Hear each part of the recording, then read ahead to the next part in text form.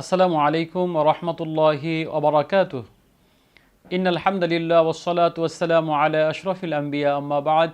সম্মানিত দর্শক শ্রোতা, কাছে কিংবা দূরে, দেশে কিংবা প্রবাসে যে যেখান থেকে দেখছেন সকলকে পবিত্র ঈদ উল ফিতরের শুভেচ্ছা, ঈদ মোবারক। আলোচনা করছি পবিত্র ঈদ উল ফিতরের দিন কিছু করণীয় এবং বর্জনীয় সম্পর্কে। আমাদের সমাজে ঈদ উদযাপন নিয়ে রয়েছে নানাবিধ কুসংস্কার, গর্হিত নিন্দনীয় কাজ। তন্মধ্যে রয়েছে বিশেষ করে ঈদের চাঁদ দেখা থেকে নিয়ে শুরু হয়ে যায় আতশবাজি, বোমা ফুটানো, নাচ গান এবং অনইসলামিক রেওয়াজ রীতি।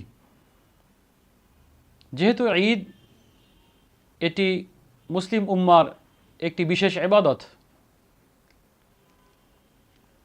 ঈদ যেমন একটি আনন্দ উৎসব, তেমনি ঈদ একটি ইবাদত। এটা মন গড়া ইচ্ছে মতো উদযাপন করা যাবে না।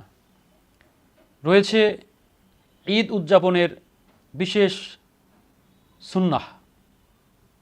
রাসূলুল্লাহ সাল্লাল্লাহু আলাইহি ওয়াসাল্লামের পক্ষ থেকে ঈদ পালনের সুনির্দিষ্ট যেই সুন্নাহ রয়েছে ঈদের দিন, আমরা সেই সুন্নাহগুলো আমল করব এবং আমাদের মন গড়া, গ্রহিত অন্যায় এবং কুসংস্কার থেকে আমরা বেঁচে থাকবো ইনশাআল্লাহ।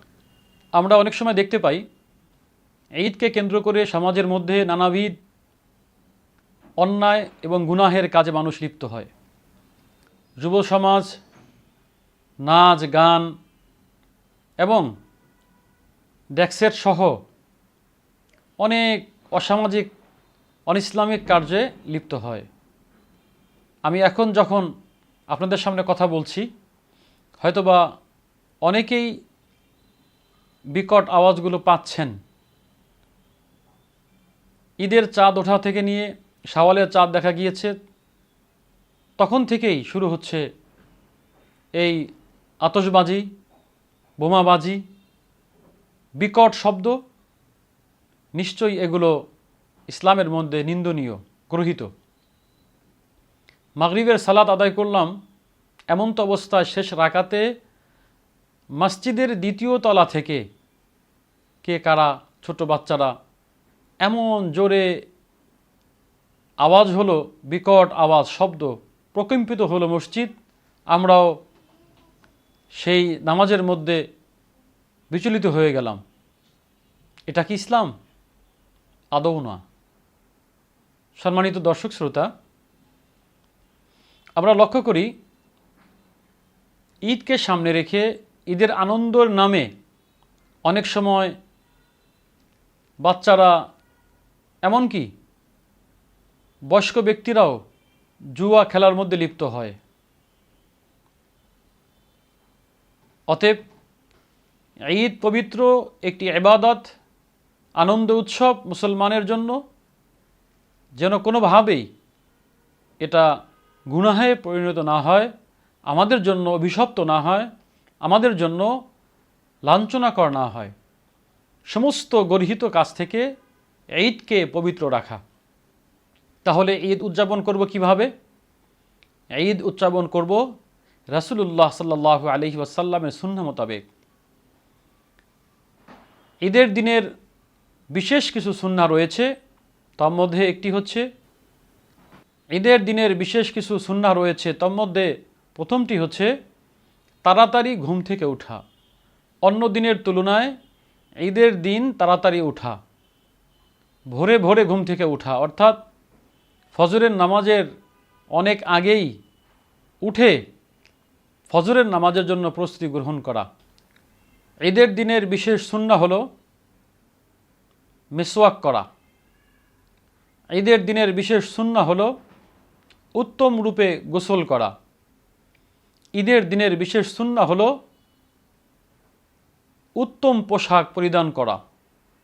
নতুনও হতে পারে, পুরনো হতে পারে, তবে যে পোশাক আমার রয়েছে এর মধ্যে উত্তম পোশাক পরিধান করা। উত্তম বলতে দামি হতে হবে বিষয়টা এমন না। উত্তম বলতে যেটা ইসলামের শরিয়াসম্মত পোশাক, সেই পোশাক হলো উত্তম। উত্তম হতে পারে যে ব্লেজার রয়েছে, আমার টাই প্যান্ট শার্ট রয়েছে, এটা অনেক দামি।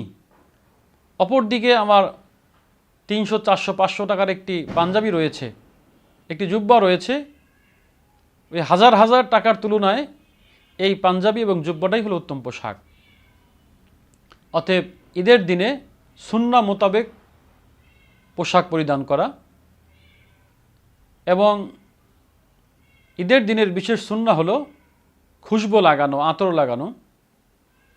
ঈদ উল ফিতরের বিশেষ সুন্নাহ হলো মিষ্টি জাতীয় কোনো কিছু খেয়ে, খেজুর বা অন্য কোনো মিষ্টি জাতীয় কোনো কিছু খেয়ে ঈদগাহে যাওয়া। ঈদের দিনের বিশেষ সুন্নাহ হলো ঈদগাহে যাওয়ার আগে, ঈদের নামাজ পড়ার আগে সাদকাতুল ফিতর আদায় করা। ঈদ উল ফিতরের আরও একটি বিশেষ সুন্নাহ হলো ঈদগাহে যাওয়ার সময় আল্লাহু আকবার, আল্লাহু আকবার, লা ইলাহা ইল্লাল্লাহু, আল্লাহু আকবার, আল্লাহু আকবার, লিল্লাহিল হামদ, এই তাকবীরে তাশরিক, এই তাকবীরটা নিম্ন আওয়াজে বলতে বলতে যাওয়া। ঈদের বিশেষ সুন্নাহ হলো ঈদের নামাজ ঈদগাহে পড়া, খোলা ময়দানে ঈদগাহে নামাজ আদায় করা। আসুন পবিত্র ঈদ উল ফিতর আদায় করব রাসূলুল্লাহ সাল্লাল্লাহু আলাইহি ওয়াসাল্লামের সুন্নাহ মোতাবেক এবং যাবতীয় গর্হিত অন্যায় পাপাচার বেদাত মুক্ত ঈদ পালন করি। যেহেতু এটি একটি ইবাদত, আল্লাহ রাব্বুল আলামিন আমাদের সকলকে সুন্নাহ মোতাবেক ঈদ আদায় করার তৌফিক দান করুন। আসসালামু আলাইকুম ওয়া রাহমাতুল্লাহি ওয়া বারাকাতুহু।